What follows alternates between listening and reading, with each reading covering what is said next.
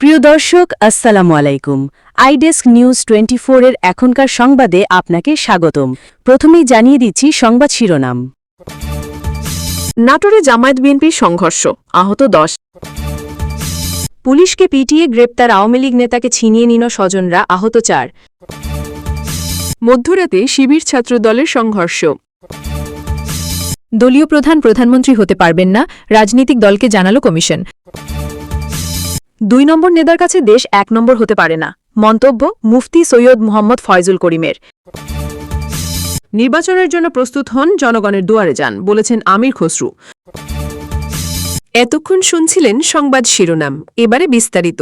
তবে অনুরোধ থাকবে ভিডিওটিতে একটি লাইক করবেন এবং কমেন্ট করে জানিয়ে দেবেন আপনার মূল্যবান মতামত। এছাড়া আমাদের চ্যানেলে নতুন হয়ে থাকলে চ্যানেলটি সাবস্ক্রাইব করে আমাদের সাথে থাকবেন। নাটোরে জামায়াত-বিএনপির সংঘর্ষ, আহত 10। নাটোরের সিংড়া উপজেলায় বিএনপি ও জামায়াতের সমর্থকদের মধ্যে সংঘর্ষের ঘটনা ঘটেছে। এতে দুপক্ষের অন্তত 10 জন আহতের খবর পাওয়া গেছে। সোমবার 21 জুলাই দিবাগত রাত 10:30টার দিকে সিংড়া উপজেলার চামারি ইউনিয়নের চক কালিকাপুর এলাকায় এই ঘটনা ঘটে।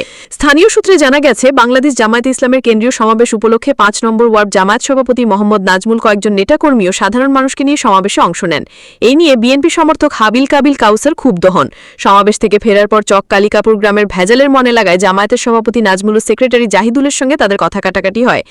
এক পর্যায়ে উভয় পক্ষ দেশীয় অস্ত্র নিয়ে সংঘর্ষে জড়িয়ে পড়ে। এতে দুই পক্ষের অন্তত 10 জন আহত হন। স্থানীয়রা আহতদের উদ্ধার করে উপজেলা স্বাস্থ্য কমপ্লেক্সে এবং নাটোর সদর হাসপাতালে ভর্তি করেন। এই ঘটনায় এলাকায় উত্তেজনা বিরাজ করছে। জামায়াতের নেতা নাজমুল ইসলাম গণমাধ্যমকে বলেন, আমাদের সঙ্গে কিছু সাধারণ মানুষ ঢাকার দলীয় সমাবেশে গিয়েছিলেন। এটা বিএনপির লোকজন মেনে নিতে পারছেন না, তাই অহেতুক ঝামেলা বাঁধানোর জন্য তারা আমাদের উপর হামলা করেছে। আমরা অনেকে আহত হয়েছি। তবে আহত বিএনপির সমর্থক হাবিল উদ্দিন পাল্টা অভিযোগ করে বলেন, জামায়াতের লোকজন সমাবেশে গেছেন, এতে আমাদের কিছু বলার নাই। তারা এলাকায় ফিরে গণ্ডগোল বাঁধানোর জন্য পরিকল্পিতভাবে আমাদের মারপিট করেছে। পুলিশকে পিটিয়ে গ্রেপ্তার আওয়ামী লীগ নেতাকে ছিনিয়ে নিল স্বজনরা, আহত 4। বগুড়ার শেরপুরে সিরাজুল ইসলাম নামে এক আওয়ামী লীগ ও এজাহারভুক্ত আসামিকে গ্রেপ্তার করতে গিয়ে হামলার শিকার হয়েছে পুলিশ সদস্যরা। সিরাজুলের স্বজনদের অতর্কিত হামলায় 4 পুলিশ সদস্য আহত হন। সোমবার 23 জুলাই দুপুরে বগুড়ার শেরপুরে এ ঘটনা ঘটে। আহত পুলিশ সদস্যরা হলেন এসআই শরাফত, কনস্টেবল নূর নবী, সিরাজুল ইসলাম ও আইনুল ইসলাম। আহতরা শেরপুর উপজেলা স্বাস্থ্য কমপ্লেক্সে চিকিৎসাধীন রয়েছেন। পুলিশের উপর হামলার ঘটনায় একজনকে গ্রেপ্তার করা হয়েছে। থানা সূত্রে জানা গেছে, 2024 সালের 28 সেপ্টেম্বর থানায় বিস্ফোরক দ্রব্য আইনে একটি মামলা হয়। এতে শেরুয়া দহপাড়া সিরাজুল ইসলাম নামের এক ব্যক্তিকে 107 নম্বর আসামি করা হয়। তিনি স্থানীয় আওয়ামী লীগের সহসভাপতি। পুলিশ জানিয়েছে, এই ঘটনায় পুলিশ তার ছেলে নজরুল ইসলাম লিটিকে গ্রেপ্তার করে। এসআই তোফাজ্জুল হোসেন বলেন, আসামিকে নিয়ে আসার সময় তার 2 ছেলে, ভাতিজারা, পরিবারের সদস্য ও 20 পুলিশ জন মহিলা হঠাৎ করেই পুলিশের উপর হামলা করে। এই সময় তারা পুলিশকে মারপিট করে আসামিকে ছিনিয়ে নিয়ে যায়। উল্লেখ্য, গত বছরের 8 অক্টোবর রাতে পুলিশ অভিযান চালিয়ে সিরাজুল ইসলামকে নিজ বাড়ি থেকে গ্রেপ্তার হয়। তখনও একই কায়দায় পুলিশের উপর হামলা চালিয়ে আসামিকে ছিনিয়ে নেয়ার ঘটনা ঘটে। সেই ঘটনায় জড়িত থাকার অপরাধে ইউনিয়ন বিএনপি যুগ্ম সাধারণ সম্পাদক ইউপি সদস্য জাহিদুল ইসলামকে দল থেকে বহিষ্কারের ঘটনা ঘটে। মধ্যরাতে শিবির ছাত্রদলের সংঘর্ষ। চট্টগ্রাম নগরের চকবাজার থানা এলাকায় ছাত্র শিবিরের সঙ্গে ছাত্রদল ও যুবদলের নেতাকর্মীদের সঙ্গে দফায় দফায় সংঘর্ষের ঘটনা ঘটেছে। সোমবার 21 জুলাই দিবাগত রাত 11:30টার দিকে সংঘর্ষের সূত্রপাত হয়। এরপর সংঘর্ষে ছড়িয়ে পড়ে চকবাজার থানা ও আশেপাশের এলাকা। সংঘর্ষে কয়েকটি ককটেল বিস্ফোরণের ঘটনা ঘটে। রাত 1টার দিকে শেষ খবর পাওয়া পর্যন্ত দুই পক্ষ আলাদাভাবে অবস্থান নিয়ে থেমে থেমে স্লোগান দিচ্ছে। ঘটনাস্থলে অতিরিক্ত পুলিশ মোতায়েন করা হয়েছে। পাশাপাশি ঊর্ধ্বতন কর্মকর্তারাও উভয় পক্ষকে নির্বৃত্ত করার চেষ্টা করে যাচ্ছে। ঘটনার বিষয়ে ছাত্র শিবিরের নেতাকর্মীদের দাবি, কয়েকদিন আগে যুবদলের কয়েকজন অনুসারী চাঁদাবাজি করতে গেলে মহসিন কলেজের শিবির নেতা আরিফ সহ কয়েকজন তাদের ধরে পুলিশে দেয়। এই ঘটনার ক্ষোভে আরিফকে একা পেয়ে ছাত্রলীগ বলে থানায় নিয়ে যায় ছাত্রদল ও যুবদলের নেতারা। খবর পেয়ে তাকে ছাড়াতে যায় শিবিরের নেতারা। অন্যদিকে ছাত্রদলের নেতাদের দাবি, ছাত্রলীগের একজনকে পুলিশে দেওয়া হয়েছে। শিবিরের নেতারা তাকে ছাড়াতে যায়। চকবাজার থানার ভারপ্রাপ্ত কর্মকর্তা ওসি জাহিদুল কবির বলেন, এক ছাত্রকে মারধর করে থানায় সোপর্দ করার ঘটনায় ছাত্রদল ও শিবিরের মধ্যে উত্তেজনা বিরাজ করছে। আমরা উভয় পক্ষকে শান্ত করার চেষ্টা করছি। চট্টগ্রাম মহানগর উত্তর শিবিরের প্রচার সম্পাদক সিরাজি মানিক বলেন, চকবাজারে ছাত্রদল যুবদলের নেতৃত্বে চট্টগ্রাম কলেজ ও মহসিন কলেজ শিক্ষার্থীদের ওপর হামলা করেছে। মহানগর উত্তর শাখা শিবিরের সভাপতি তানজির হোসেন জুয়েল বলেন, আরিফুল ইসলাম নামে আমাদের একজনকে মারধর করে পুলিশে দিয়েছে ছাত্রদলের নেতাকর্মীরা। এ বিষয়ে চকবাজার থানায় গেলে যুবদলের বহিষ্কৃত নেতা ইমদাদুল হক বাদশার নেতৃত্বে সন্ত্রাসীরা থানায় আমাদের কর্মীদের ওপর হামলা চালায়। নগর ছাত্রদলের সভাপতি সাইফুল আলমের কাছে জানতে চাইলে তিনি থানায় বৈঠকে রয়েছেন বলে জানান। দলীয় প্রধান প্রধানমন্ত্রী হতে পারবেন না, রাজনৈতিক দলকে জানালো কমিশন। দলীয় প্রধান প্রধানমন্ত্রীর পদে থাকতে পারবেন না বলে রাজনৈতিক দলগুলোকে জানিয়েছে জাতীয় ঐক্যমত্য কমিশন। তবে এই সিদ্ধান্তে জাতীয় সনদে কোনো দল চাইলে নোট অফ ডিসেন্ট দিতে পারবে। মঙ্গলবার 22 জুলাই ফরেন সার্ভিস একাডেমিতে জাতীয় ঐক্যমত্য কমিশনের সঙ্গে রাজনৈতিক দলগুলোর 17তম দিনের আলোচনার শুরুতে বিষয়টি জানিয়েছেন কমিশনের সহসভাপতি অধ্যাপক আলী রিয়াজ। তিনি বলেন, প্রধানমন্ত্রী পদে দলীয় প্রধান থাকতে পারবেন না বলে অধিকাংশ দল একমত হয়েছে। কিছু দল এ বিষয়ে ভিন্নমত ব্যক্ত করেছে। ওইসব দলও জোট জাতীয় সনদে নোট অফ ডিসেন্ট দিতে পারবে। প্রস্তাবটি নিয়ে একাধিক দিন সংলাপ আলোচনা হয়। সেখানে বিএনপি সহ তার সমমনা দল এলডিপি, লেবার পার্টি, এনডিএম 12 দলীয় জোট, জাতীয়তাবাদী সমমনা জোট এবং আমজনতার দল একই ব্যক্তিকে দলীয় প্রধান, প্রধানমন্ত্রী এবং সংসদ নেতা করার পক্ষে মত দেয়। তবে জামায়াত, এনসিপি সহ বাকি দল দলীয় প্রধানকে প্রধানমন্ত্রী করার বিপক্ষে মত দেন। এই প্রসঙ্গে অবতারণা করে আলী নিয়াজ বলেন, জাতীয় ঐক্যমত্য কমিশনের অনুরোধ, যারা নোট অফ ডিসেন্ট দিতে উৎসাহী, যদি আপনারা প্রয়োজন মনে করেন সিদ্ধান্ত পুনর্বিবেচনা করতে পারেন।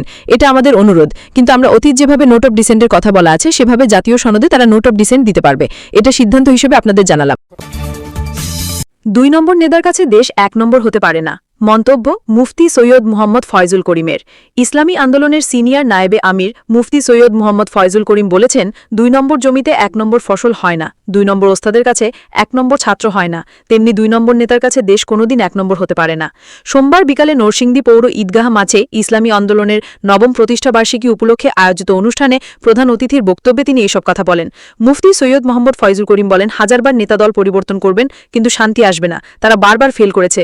আমি অনুরোধ করব, একটাবার ইসলামকে পরীক্ষা করুন, হাতপাখাকে পরীক্ষা করুন। যদি আমরা ফেল করি তবে পরীক্ষার হলে আর ঢুকব না। বিএনপিকে উদ্দেশ্য করে তিনি বলেন, জিয়াউর রহমান সাহেব ভালো ছিলেন বলেই 91 এর নির্বাচনে আপনাদের ক্ষমতায় নিয়েছিল জনগণ, কিন্তু 96 পর্যন্ত আপনারা ক্ষমতায় থাকতে পারেননি কেন?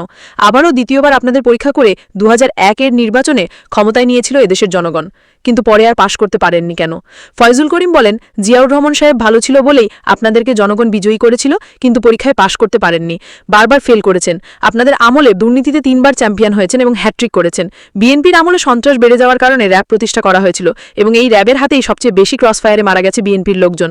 বিএনপি মহাসচিব মির্জা ফখরুলের এক মন্তব্য উল্লেখ করে ইসলামী আন্দোলনের এই নেতা বলেন, ফখরুল সাহেব বক্তব্যে বলেছিলেন, বাংলাদেশকে রেইনবো নেশন করবেন, রংধনু জাতি, যেখানে বিভিন্ন জাতের, বিভিন্ন মতের, বিভিন্ন আদর্শের মানুষ থাকবে এবং সকলকে নিয়ে রাষ্ট্র গঠন করতে চান। কিভাবে করবেন? প্রশ্ন রেখে ফয়জুল করিম বলেন, বিরোধী দল কর্মীদের গলায় টিপে ধরে একদিকে রেইনবো নেশন স্লোগান দেবেন, অপরদিকে বিরোধী দলীয় নেতাকর্মীদের সহ্য করতে পারবেন না, মামলা হামলা করলেন। এটা কিভাবে রেইনবো নেশন হবে? এটা রেইনবো নেশন হয় না, জুলুমবাজ হয়। নির্বাচনের জন্য প্রস্তুত হন, জনগণের দুয়ারে যান, বলেছেন আমির খসরু। আসন্ন জাতীয় নির্বাচন কেন্দ্র করে দলীয় নেতাকর্মীদের সক্রিয় হওয়ার আহ্বান জানিয়েছেন বিএনপির স্থায়ী কমিটির সদস্য আমির খসরু মাহমুদ চৌধুরী। তিনি বলেন, নির্বাচনের কার্যক্রম শুরু হয়ে গেছে, আমাদের সবাইকে ঐক্যবদ্ধ থাকতে হবে। আমরা কিন্তু নির্বাচনের টানেলে প্রবেশ করেছি। সবাই নির্বাচনী কার্যক্রম শুরু করেন, জনগণের দুয়ারে যান। সোমবার 21 জুলাই সন্ধ্যায় চট্টগ্রামের কাজীর দেউরি নাসিমন ভবনে দলীয় কার্যালয়ের সামনে সারা দেশে আইন শৃঙ্খলা পরিস্থিতির অবনতিতে চট্টগ্রাম বিভাগীয় শ্রমিক দলের উদ্যোগে বিক্ষোভ মিছিল ও সমাবেশে প্রধান অতিথির বক্তব্যে এসব কথা বলেন তিনি। প্রধান অতিথির বক্তব্যে আমির খসরু বলেন, প্রত্যেকের এলাকায় মানুষের বাড়িতে বাড়িতে যান এবং উঠান বৈঠক করেন। মানুষ আপনার কাছে আসবে না, আপনাদের যেতে হবে। ওই আগের মতো বক্তব্য দিয়ে হবে না, জনগণের দুয়ারে দুয়ারে যেতে হবে। নির্বাচন শুরু হয়ে গেছে, সবাই মিলে কাজ করতে হবে। যার যার এলাকায় সবাই নির্বাচনী কার্যক্রমে নেমে যান। আমরা ভেবেছিলাম শেখ হাসিনার পলায়নের পর দেশের রাজনৈতিক দলগুলোর মধ্যে একটি সহনশীলতা, পরস্পরের প্রতি সম্মানবোধ, রাজনীতিতে ইতিবাচক একটা পরিবর্তন আসবে। দেশের মানুষ আত্মত্যাগ করেছে, জীবন দিয়েছে গণতান্ত্রিক পরিবেশ সৃষ্টির জন্য। তিনি বলেন, কিছু রাজনৈতিক দল শিক্ষা নেয়নি, তারা শেখ হাসিনার রাজ থেকে ওই বদ অভ্যাসগুলো এখনো বাংলাদেশে চালু রাখতে চায়। শেখ হাসিনাকে এ ধরনের চরিত্রের জন্য বাংলাদেশের মানুষ বিতাড়িত করেছে। সেই রাজনৈতিক সংস্কৃতি বাংলাদেশের মানুষ আর গ্রহণ করবে না। তিনি আরো বলেন, একদল নির্বাচনের ব্যাপারে অনীহা দেখাচ্ছে, তারা ভোট চায় না, তারা চায় অশান্তি, বাংলাদেশকে অশান্ত করার জন্য চায়। তবে ওই দিন ও এখন আর নেই। বাংলাদেশের মানুষ স্থিতিশীলতা চায়, বাংলাদেশের মানুষ সংযম চায়, বাংলাদেশের মানুষ সহনশীলতা চায়, বাংলাদেশের মানুষ উন্নয়ন চায়, বাংলাদেশের মানুষ তার জীবনযাপন উন্নত করার অপেক্ষায় আছে। আমির খসরু বলেন, ঐক্যমতের চেষ্টা করতে পারেন, কিন্তু ঐক্যমত যতটুকু হবে ততটুকু, তার বাইরে কিছু করার চেষ্টা করবেন না। এর বাইরে কিছু করতে হলে ওই জনগণের কাছে যেতে হবে, আপনার ম্যান্ডেট নিতে হবে। সুতরাং ঢাকা শহরে বসে কিছু বিজ্ঞযোগ যদি মনে করে তারা বাংলাদেশের আগামী ভবিষ্যৎ ঠিক করে দেবে, আমি দুঃখিত, সেই কাজটির দায়িত্ব কাউকে দেওয়া হয়নি। সেই কাজ কেউ করতে পারবে না। পরিবর্তন আনতে হবে গণতান্ত্রিক প্রক্রিয়ার মাধ্যমে, জনগণের সমর্থন নিয়ে, জনগণের ম্যান্ডেট নিয়ে। তারেক রহমান সেই দিকে বাংলাদেশকে নিয়ে যাচ্ছে।